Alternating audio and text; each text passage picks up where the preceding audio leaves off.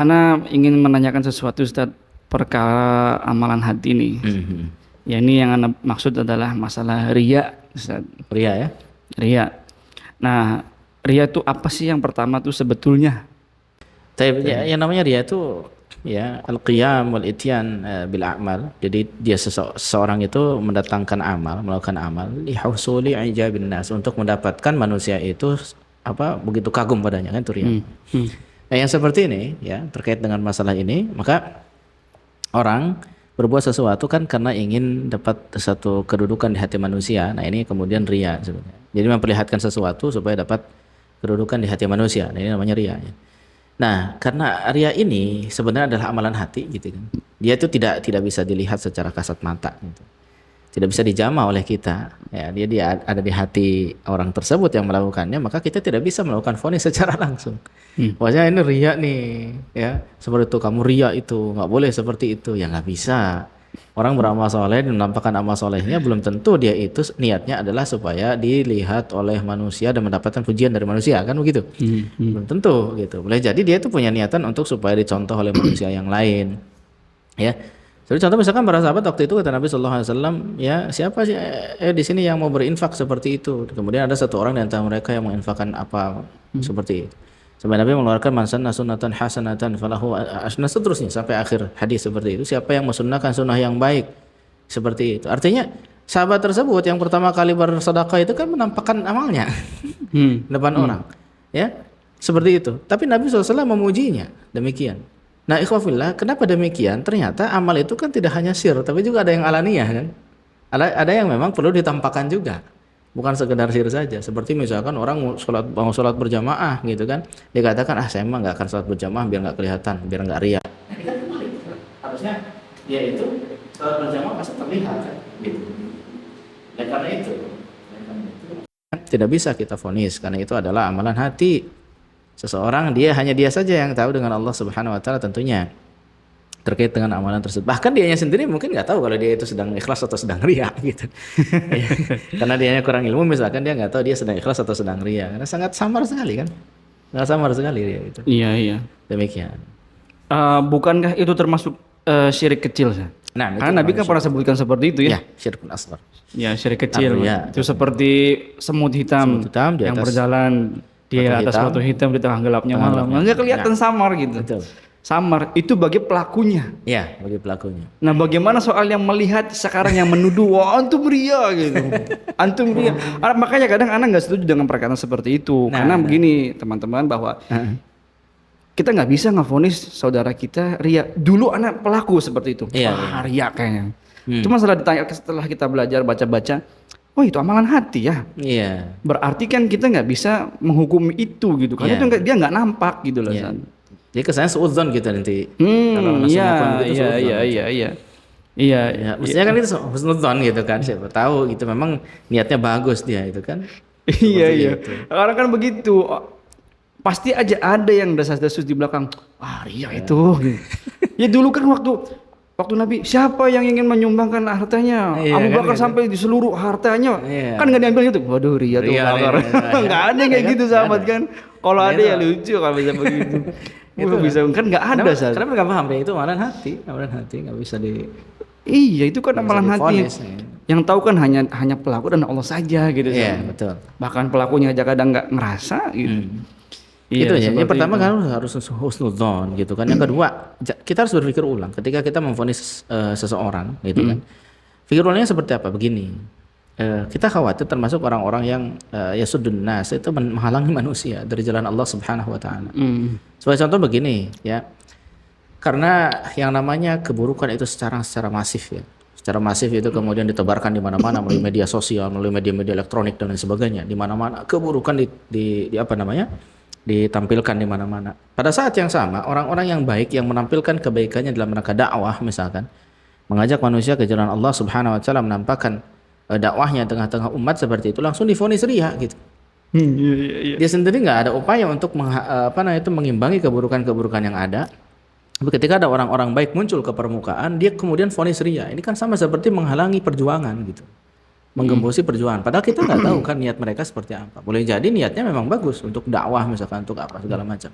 Nah di sinilah bahayanya gitu. Sudah masuk udzon gitu kan. Terus yang kedua vonis seperti itu, vonisnya serampangan ternyata bagaimana, dan ini bisa jadi menghalangi perjuangan seseorang dalam berdakwah. Iya. Misalkan seperti itu. Oke.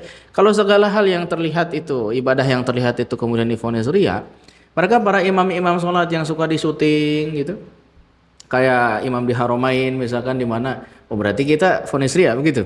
Ria tuh, wah Syekh Sudes ria tuh. Yang kajian misalkan.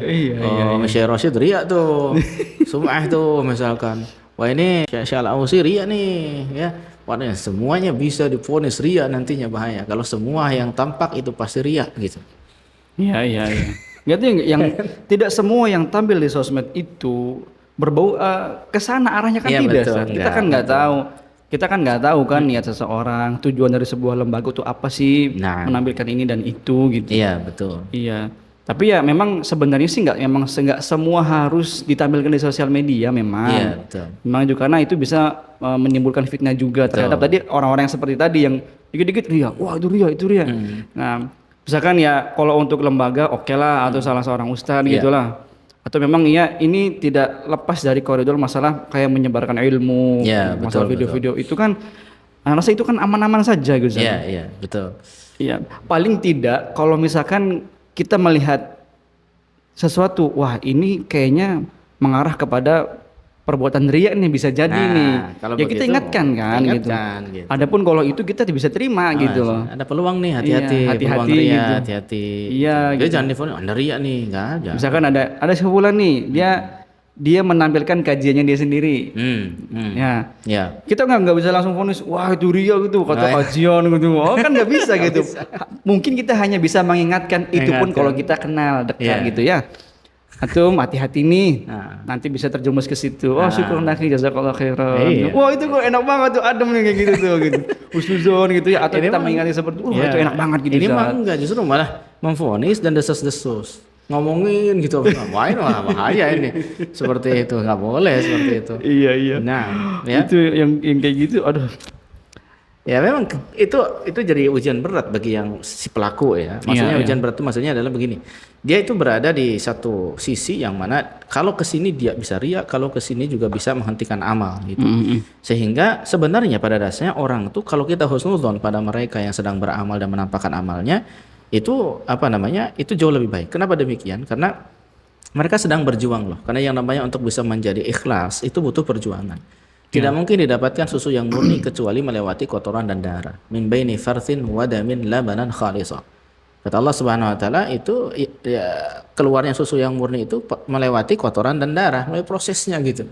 Orang tuh harus beramal terus, beramal sampai kemudian dia itu enggak paham, dia itu sedang riya atau sedang apa? Sedang ikhlas gitu. Karena orang ikhlas nggak mungkin dia bilang saya ikhlas, nggak mungkin. Begitu pula orang riya nggak mungkin dia katakan saya ini sedang riya, nggak mungkin. Sama gitu posisinya. Jadi oleh karena kita nggak boleh untuk memvonis, karena boleh jadi dia sedang berjuang pada dasarnya supaya terlepas dari riya lah. Mungkin pasti orang tuh ada rasa-rasa pengen ini, awal-awal mungkin begitu. Tapi kita nggak tahu proses dia belajarnya seperti apa, sehingga kemudian mungkin saja dia itu kemudian sudah terbiasa dan akhirnya tidak ada lagi yang tidak butuh lagi pamrih, nggak butuh lagi pujian manusia dan lain sebagainya. Nah kita harus hargai proses itu. Dan kemudian kita langsung vonis dari awal, kamu ria, nggak boleh kayak gitu sebetulnya.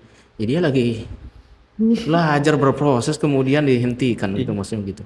Ya dulu juga aneh seperti itu, pelaku gitu. Ini gitu, nggak boleh. Kenapa harus diposting? Nah, dulu juga begitu. Cuma setelah kita baca-baca, belajar kan, oh iya ya, berarti kita nggak boleh tuh. Gitu. Seperti itu. Betul. Karena kita nggak tahu, misalkan, anak pernah kemarin tuh ngelihat postingan salah seorang orang pengajian gitu ya, dia baca kitab, kemudian di video, kemudian dia upload di sosial medianya gitu. Ya kita nggak bisa langsung memvonis itu riya, kita harus bisa tahan lidah kita dan dahulukan husnuzon supaya husnuzonnya, wah ini supaya orang-orang kajian yang teman-teman yang lain bisa seperti itu gitu loh, bahwa orang pengajian tuh bisa baca kitab itu tanpa harus pesantren dulu tuh bisa gitu. Bisa jadi juga dia promo tempat kajiannya supaya pada ngaji kan. Nah, belajar di siapa nih? Gitu. Tahu-tahu di di sini belajarnya. Bisa jadi kan? Iya kan seperti itu. Ya, dulu juga kita begitu. Memang kita kudu bisa jaga lisan kita supaya enggak mengarah ke sana sih memang ya. Kayak travel umroh kayak contoh. Mereka kan suka videoin ketika mereka di sana gitu ya. Iya. Dengan jamaah segala macam seperti itu. Banyak orang yang wah nggak bener ini ria ini. Padahal itu travel umroh sedang promo. Bahwasanya travelnya bukan abal-abal. Travelnya itu asli, bikin orang berangkat ke sana. Gitu kan bisa jadi. Dan itu juga efeknya apa coba? Efeknya adalah ketika travelnya penuh misalkan, mereka bisa menggaji kan.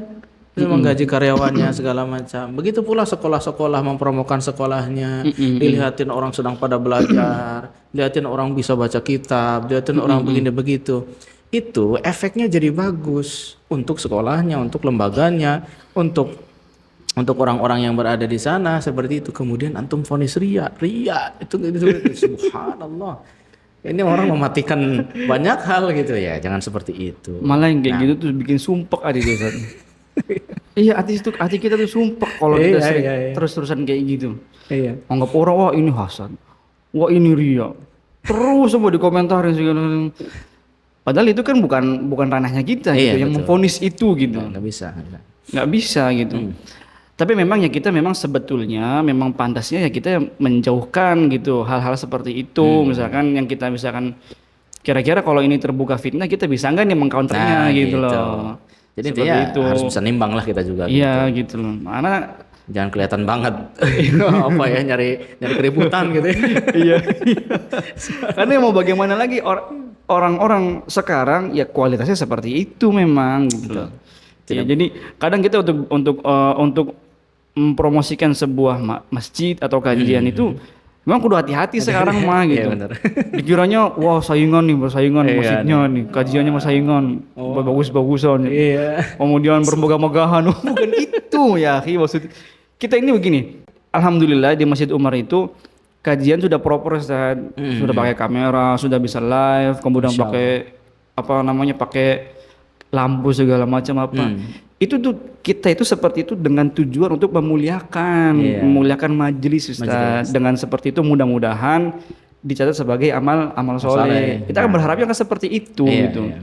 Pokoknya bermegah-megahan segala macam, bukan itu. Kita mau coba menyediakan yang terbaik buat masjid itu.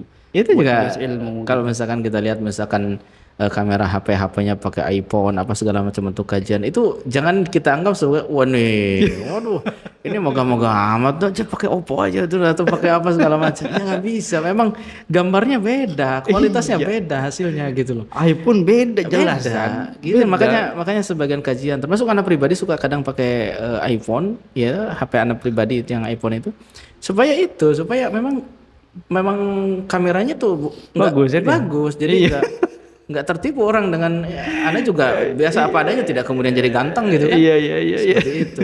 Bagus kameranya gitu ya.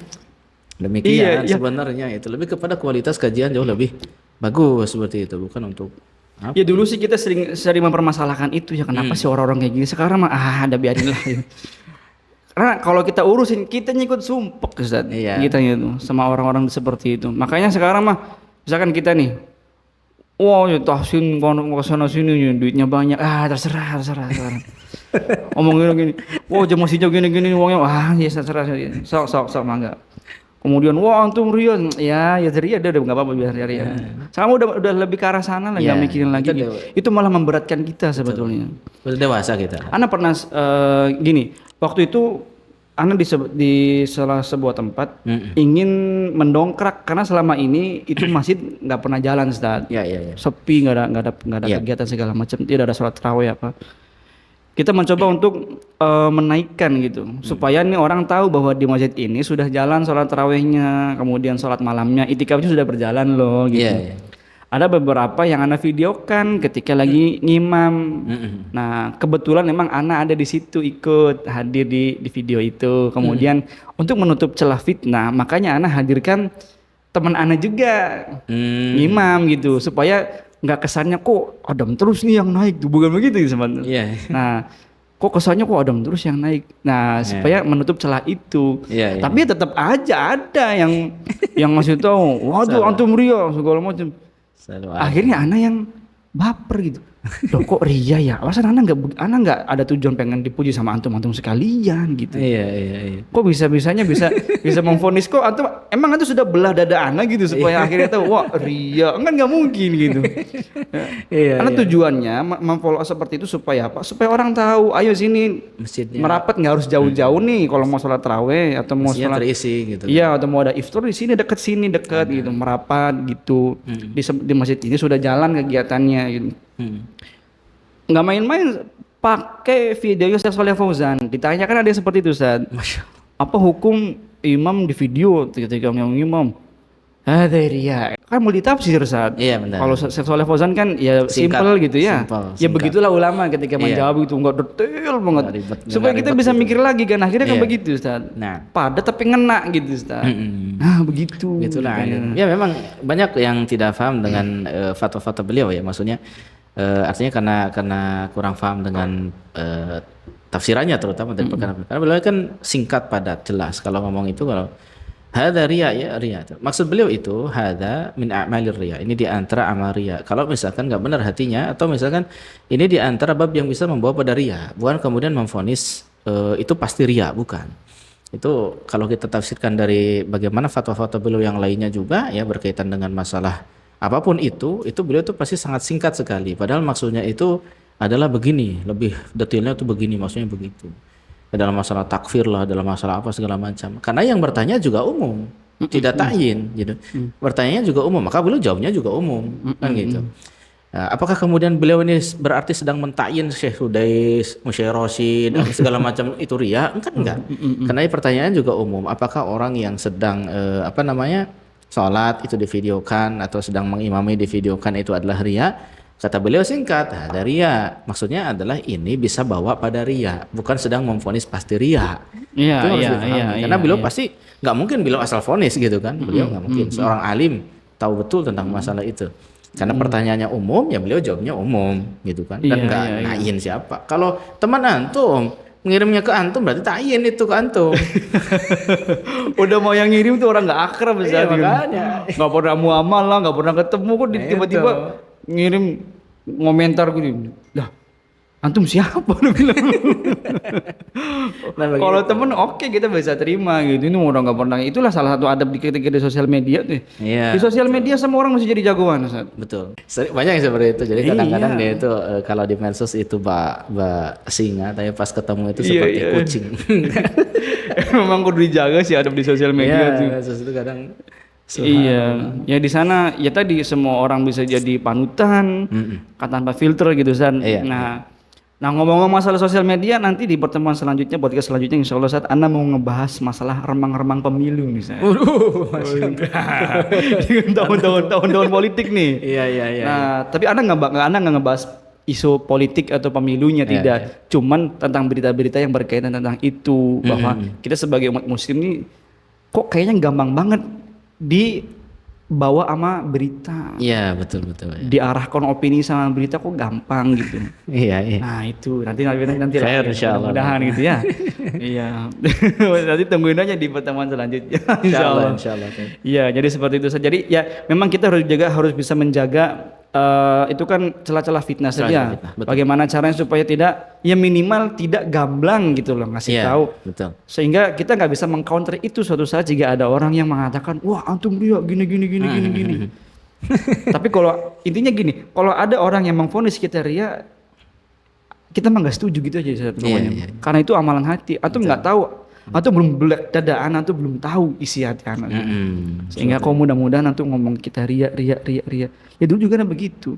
Cuma setelah kita lebih mengedepankan husnuzon, itu adem tuh hati tuh.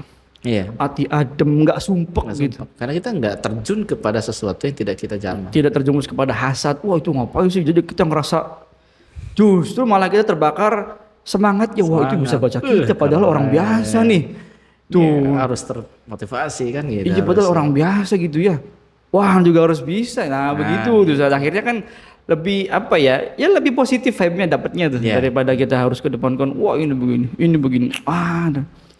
Memang hati-hati itu kadang orang yang selamat adalah orang yang selamat dari lisannya gitu San. Man salimal muslimun min lisanihi wa yadihi gitu. Jadi afdal afdalul muslim, afdalul Islam itu, Islam yang afdal itu adalah tentunya adalah man salimal muslimun min lisanihi wa yadihi. Yang muslim itu, kaum muslim itu selamat dari lisan dan juga tangannya gitu. Iya, seperti itu. Ustaz, jam 2 nih, Ustaz. Aku mau berangkat ke sana, Ustaz. Insyaallah Anda berangkat. Iya, jadi mudah-mudahan kita bertemu di sana teman-teman. Ada kajian Ustaz Firanda ya di kediaman Pak Doni itu ya. Insyaallah. Mudah-mudahan. Ya kan Ustaz, mungkin itu aja Ustaz. Ana ini singkat sekali Ustaz, enggak panjang-panjang gitu ya. Karena waktunya pun singkat, kita juga mau berangkat ke sana insyaallah gitu Ustaz. Ya kan Ustaz, jazakallahu khairan Ustaz atas waktunya Ustaz. Assalamualaikum warahmatullahi wabarakatuh.